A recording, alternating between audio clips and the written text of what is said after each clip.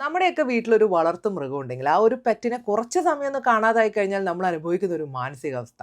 നിങ്ങളൊരു pet lover ആണെങ്കിൽ അത് മനസ്സിലാവും. അത്തരം ഒരു അവസ്ഥയിലൂടെ കടന്നു പോകുന്ന ഒരു കുടുംബമുണ്ട് ബഹ്റൈനിൽ. കാര്യം ദാ ഈ ഫോട്ടോയിൽ കാണുന്ന ഗസാലിനെ കാണാനില്ല. കണ്ടെത്തുന്നവർക്ക് 500 ദിനാറാണ് പ്രഖ്യാപിച്ചിട്ടുള്ളത്. ഫോട്ടോ കാണുന്ന സമയത്ത് പെട്ടെന്ന് നോക്കിക്കഴിഞ്ഞാൽ ഒരു മാൻകുട്ടിയെ പോലെയൊക്കെ തോന്നുമെങ്കിലും അറേബ്യൻ ഉപദ്വീപുകളിലും ആഫ്രിക്കയിലുമൊക്കെ കാണുന്ന ഈ ഒരു ഗസാലിന് ഭയങ്കര ബുദ്ധിശക്തിയാണ്.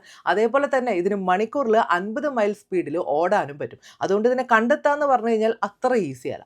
ഇനി സംഭവം എന്താന്ന് നോക്കിക്കഴിഞ്ഞാൽ ദിയാർ അൽ മുഹറഖ് പ്രദേശത്ത് താമസിക്കുന്ന ഒരു ഫാമിലി അവരുടെ പെറ്റ് അനിമലാണ് ദാ ഈ ഒരു ഗസാൽ. വീട്ടിലുള്ളവരും കുട്ടികളുമായിട്ട് ഭയങ്കര അറ്റാച്ച്ഡ് ആണ്. അപ്പോൾ അതുകൊണ്ട് തന്നെ ഇതിനെ കാണാതായപ്പോൾ മുതൽ എല്ലാവരും എസ്പെഷ്യലി കുട്ടികളൊക്കെ തന്നെ ഭയങ്കര സങ്കടത്തിലിരിക്കുന്ന ഒരു അവസ്ഥയാണ്.